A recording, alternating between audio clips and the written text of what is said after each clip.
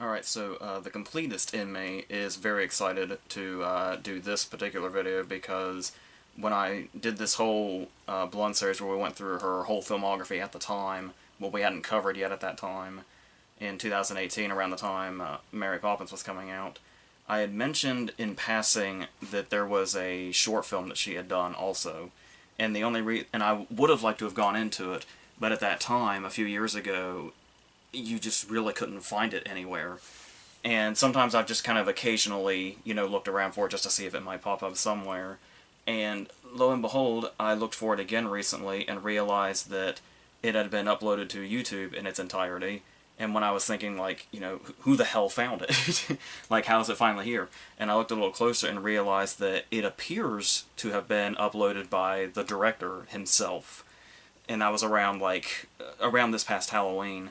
So finally, it felt like the one project that Blunt had done that was just completely sight unseen. So this feels very complete. Finally, thank God.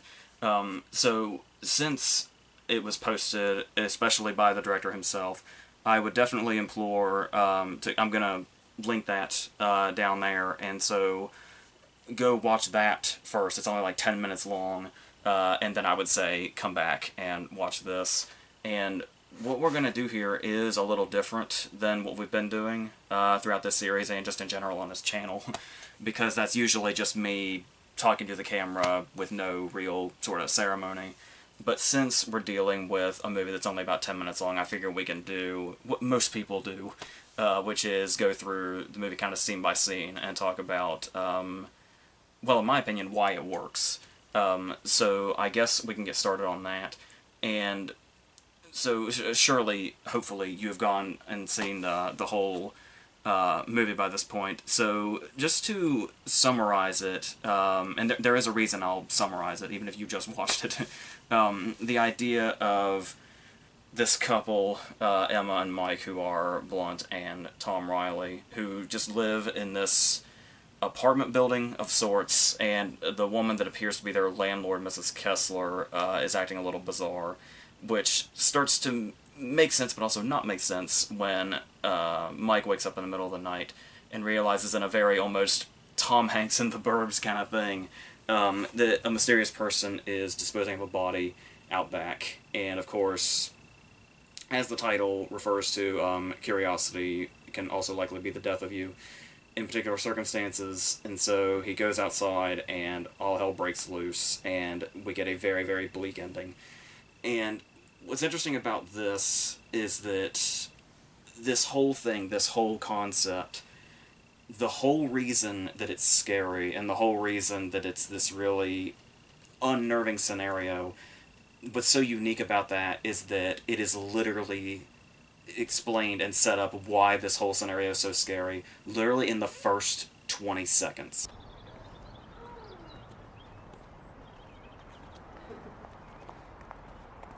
Hey, Mrs. Kessler, how are you? You startled me. Sorry. That's okay. Keeps the heart ticking. How are you both? Yeah, we're fine. Thanks for just doing the weekly shop. Now, you'll notice a number of things there that are really sort of unique in this feeling, whereas pretty much in any other sort of movie like this, or setting up some sort of story like this, it'll be that the couple has moved in to a brand new place that might have creepy vibes to it because it's that whole thing of unfamiliarity and not having lived in it yet, and you're surrounded by total strangers. So what this first 20 seconds sets up is they appear to have lived here for some time to where they are comfortable and everything is familiar, and they're familiar with Mrs. Kessler. Mrs. Kessler is familiar with them, and there's this sort of comfort, like this has been lived in for a while, and it's in this place where you don't expect to be sort of attacked or vulnerable in the way that the characters end up being throughout this story, and what leads to all of the scary events that unfold. So when night falls and they're in their comfortable bed in this comfortable, familiar place, Mike is awoken in the night by a sound out back.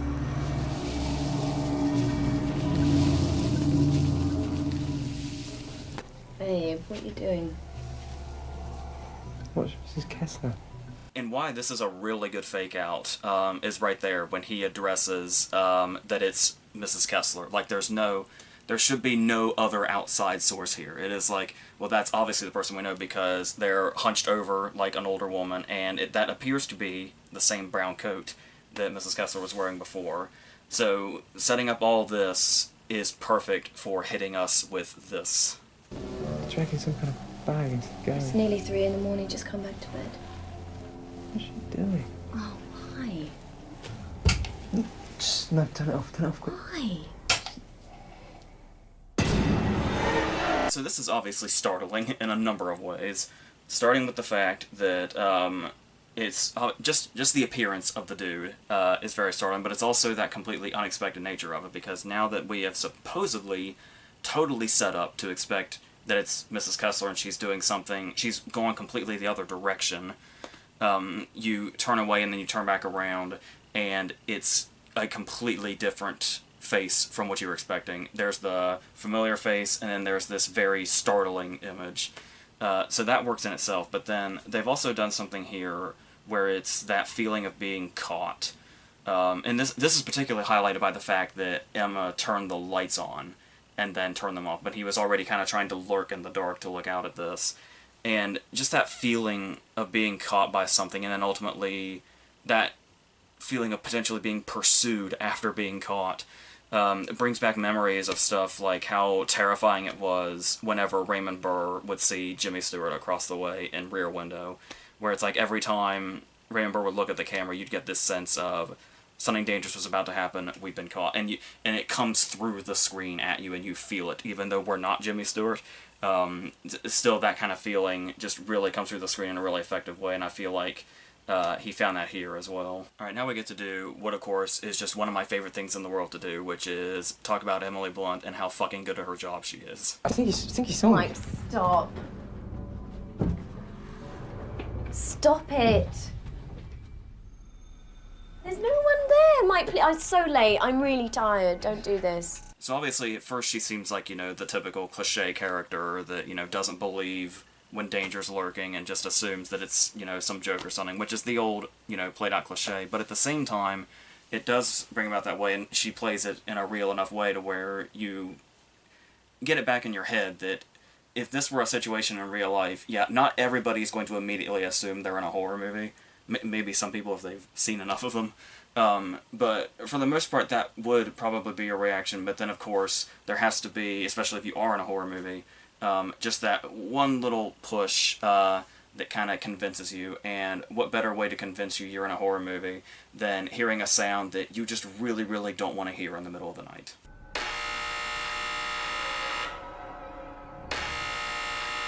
Who is that? And just that one moment, how her hands on her head can go from this just exasperation of, I'm tired, is this a joke, what's even going on, and just general confusion, because she did just wake up too, but then all it takes is just that one moment, and you can see that exasperation turn to, like, fear and the horror setting in, and it's like a person that's, well, from our perspective as an audience, somebody that's starting to realize they may or may not be in a horror movie.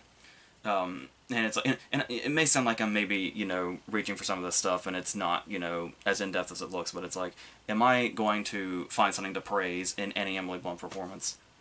Yeah, of course I am. And if a loud buzzer in the middle of the night is not scary enough, this shit happens.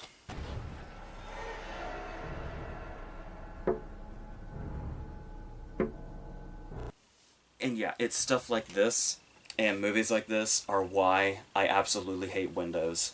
I can't fucking do Windows. We just talked about this when we talked about the Scream series, and that's just always been a thing for me. Just like a window that doesn't have a curtain or a blind or anything that's just sitting there waiting to be violated by a shadow is literally just the absolute worst to me. This shelf, what a window is behind this. This is why this shelf is here. It's all the windows are kind of blocked off because I just can't do it. It just scares the absolute shit out of me and makes me feel so prone to being attacked. And scenes like this just further enforce that. But, props for how effective that is. And of course, it would be something like this where it's, for a character like Emma especially, it's starting to set in now that shit is getting real. I think she's all right. What's happened to her? Look, I'll go check on her. You No, call the police. no, don't. Please don't leave me here. Don't do that. Just across the road. Just got to check she's okay.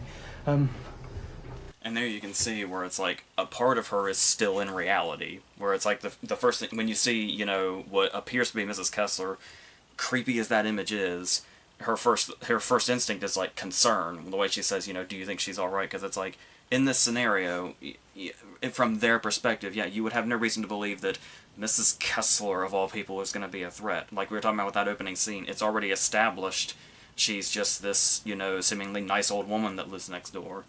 But then you can see the other part of Emma kind of kick in. The part of her that may or may not know that she's in a horror movie. Where the prospect of her being left alone comes up when he's going to go investigate. And the way like, instant fear comes in.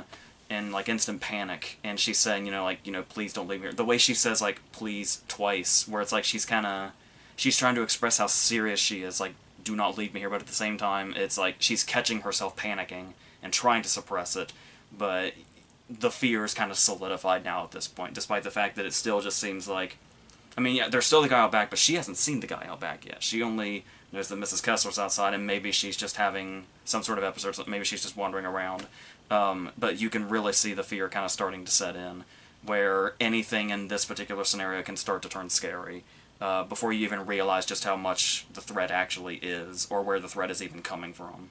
So it's at that point that she calls the cops, and while she's doing that, Mike decides, because he's a horror movie character, but also because, you know, the threat could be limited, he decides that he is going to go next door and investigate for himself. And we all know how that goes. But, so while he's making his way there, she has no choice but to watch on helplessly while they wait for the cops.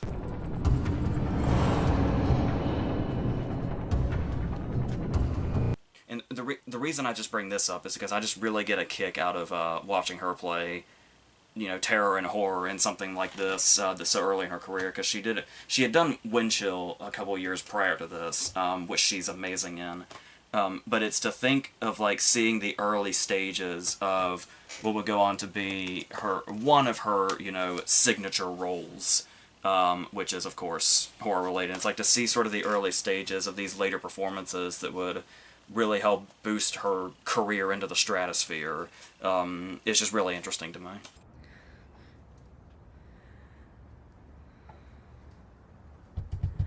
And I just love that shot. It looks like kind of you know, any normal shot, but it's the way that she's like off to the left just enough where you can see that darkness behind her. It's kind of like the sort of opposite effect of what I was just talking about with windows, now that we're on the other side of one, and how you can still score like tension with that. And it's that whole idea of, it lingers there just long enough to give you this feeling that there could possibly be something that lunges out of that darkness. It reminds me a lot of a movie that actually came out like 6 years later, The Gift, the Joel Edgerton movie, with Jason Bateman, not to be confused with Raimi's movie with Cate Blanchett. And in Edgerton's movie, there's a lot of scenes, like interior scenes even, they're set at night, and you just kind of see windows in the background. Like, windows take up like half the frame while characters are doing something on this side. And it just gives you this constant feeling of like dreaded anticipation, waiting for a scare that never comes. And that kind of thing just really keeps like the tense and sort of scary feeling rolling throughout it. And now the tension is at that peak. Its big peak finally. We can have the really big climax now. So while Mike is investigating, the scary guy manages to creep back into the frame and starts attacking him. Mike, turn around! And then they break into a big fight while Emma goes for a knife. Mike manages to break free long enough and go get scary guy's axe. And then Emma and Mike become this big dynamic duo, and it just turns into this big action movie, and they both attack him, and they come down on him, and they beat him, and they stab him, and they hack him mercilessly until he's dead, and they're safe, and then they lovingly embrace while you hear the sirens and the police arrive, and then the sun rises in the background while the credits roll over. I'm kidding, of course. That is not the ending at all. Not even close. No, the actual ending is while Mike's outside fighting big scary guy, that means that Emma is left to fend for herself, and unfortunate for her, that's when the real villain of the movie shows up.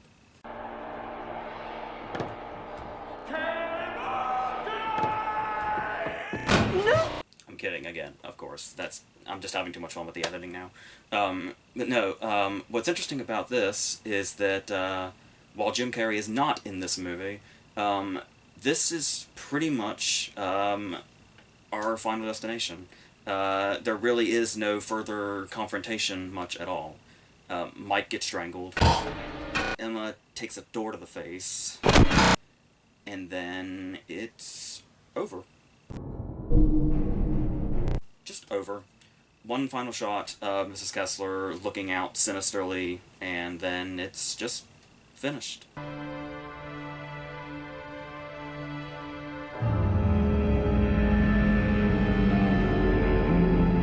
Right, that's enough. Okay, now that I have my jokes, I'll tell you why I do think this ending really works, and a lot of it comes back to a movie that I guess this is a spoiler, even though the movie's from 1974, so that's on you. But Black Christmas, which is pretty much the gold standard for this whole idea of getting to the end of your movie after this assailant has attacked the main cast and then essentially disappeared without a trace and is never identified. They're never given any sort of identity. Their motivation is completely a mystery, and it's just something that happens in the night with no explanation, and that's about as scary as it gets. And there are movies that are not Black Christmas that have tried this and failed miserably. I won't say their names, but this one is especially a great way to do it because the movie is so short and to the point. And also, just the idea of it is pretty much perfect for a short film. They do give us, like a hint as to who he likely is. Any plans for the weekend? Yeah, my nephew's visiting. Is he? Yeah, he's a nice lad. Might get to meet him. But that still doesn't really tell us anything at all about what just transpired. And it's like, even if, that is her nephew and he's here and this is something that they do on the regular, we still have no idea why or what is wrong with her nephew, or for that matter, what's wrong with her. And keeping that whole dark mystery around it, it's almost scarier giving you those little hints because it just makes it all even more like you're so close to knowing what it is, but you still just have absolutely no idea whatsoever. And that's a really great place to be for a movie like this. And a very skillful writer and director to kind of get you to that point, which is really great. And one thing that I didn't mention that I also have to give the ending credit for is this one particularly chilling moment, pretty much right before it ends, where Emma wakes up after having been hit with the door, and we don't see anything. She is seeing it for us, and it's just up to her expression to give us the horror, but also the sound, where she's hearing Mike being dragged, what is probably Mike being dragged away.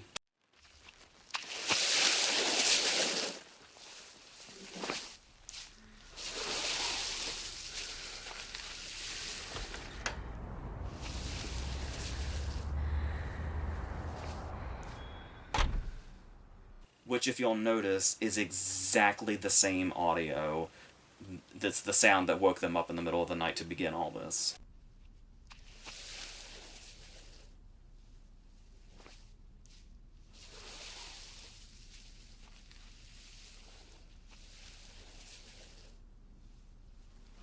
It's like, that's so eerie and, like, effectively chilling, I think. And just makes the ending all the more terrifying, and the whole scenario really terrifying to think about. Like I said, and coming back to the fact that this is a familiar place that they've been living in a person that they supposedly knew, it's all just terrifying. And I suppose it's hard to fault somebody if they wanted this ending.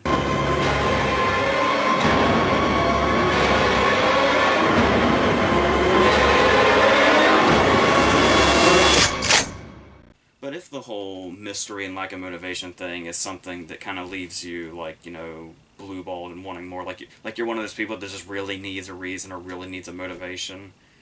I suppose it does give you this to chew on. Mr. Kessler, have you seen anything of Mr. Kelly at 32? Can't say I have. Haven't had to pick up his dog's mess recently either. Bloody dog. And if you take that into account, there's really only one conclusion to draw here.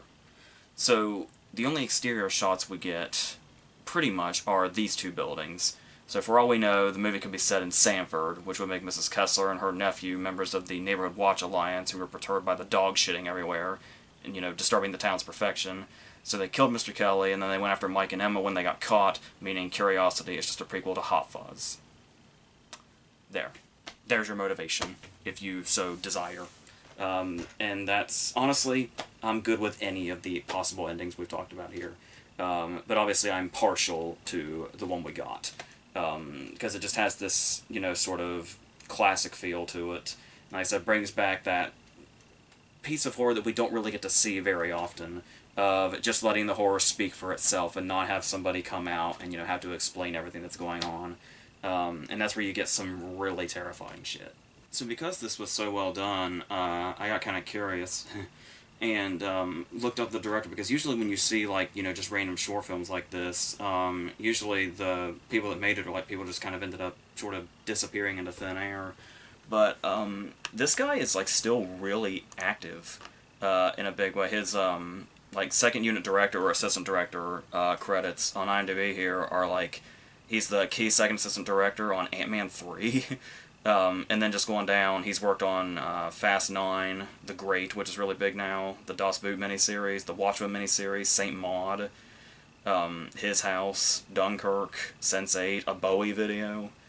And there's a lot of well-known stuff on here. The first Kingsman, Downton Abbey, and it goes all the way to Skyfall, and it goes pretty much all the way down to the beginning of the decade, the first Captain America. And, right down here towards the bottom is The Wolfman, where he was additional third assistant director. I can only assume that's how he got Blunt for this, because it looks like this is dated 2009, and I think The Wolfman would have come out like that following February. So that's a really impressive list to know. I mean, and yeah, you know, it might be looked down on that it's not some, you know, big, gigantic, in the very front job of these movies, but to still be this active in the business is great for a guy that's, you know, clearly so skilled, like we saw here in just this 10-minute movie. And while that is, you know, a list to be proud of, it does come back to, obviously, the whole point of this series is to talk about, you know, the goddess of acting. And it's like, I would imagine, regardless of seeing all of these projects and been on all these sets throughout your career, it would have to still be pretty mind-blowing to have gotten to work with Blunt on such a small project and then kind of see just how much she's blown up and how much she's gone into the stratosphere, and just over these last, you know, I guess 13 years since this came out, or since this was made. And that's, yeah, I mean, The Devil Wears Prada had already been 3 years old by this point, so she had already, like, broken out. But like I said, to see where she is now, after her amazing 2018, and how she's like one of the biggest things ever now, deservedly, of course. It's like, despite all of those credits, I almost feel like this would be what I would be most proud of, especially if I, you know, just the idea of writing and directing your own film, even if it's a short film. But to have gotten to do it with, like, the best actress in the fucking world, it just has to be mind-blowing. That's the case where, like, you know, I'm writing and hoping to direct, and it's like, I would see working with Emily Blunt as, like, the finish line. Like, if I made even a small project like this with Emily Blunt, I would say, alright, it's time to retire. Like, you will not get better than this. And, yeah, but on top of being proud of that, of course, you would absolutely need to be proud of just making a very effective, to-the-point horror such as this in just 10 minutes, and with these echoes of the classics like Rear Window and Black Christmas and stuff like that. So I'm really glad that I finally got to see this, both as a viewer and as just the wanting to see everything that Blunt has put out. So, yes, so I guess that's it for this, but I am going to do another Bond video. I'm in the process of preparing one now that we'll go into. It's another one where we're pitting one of her movies against another movie, a bit more in depth than we've talked about before. So I had to read a particular book to get prepared for that one. So we will see how that goes, and it should be very interesting. So other than that, we still got all of our awards videos, and there's some more. We're going to talk about some new releases. I finally have a plan to see Licorice Pizza and Macbeth, thank God. So that'll be happening this weekend, actually. And then we'll go from there. And I think the award stuff is going to be what kind of guides us throughout the rest of the next couple of months. So until the next thing, I think that's it.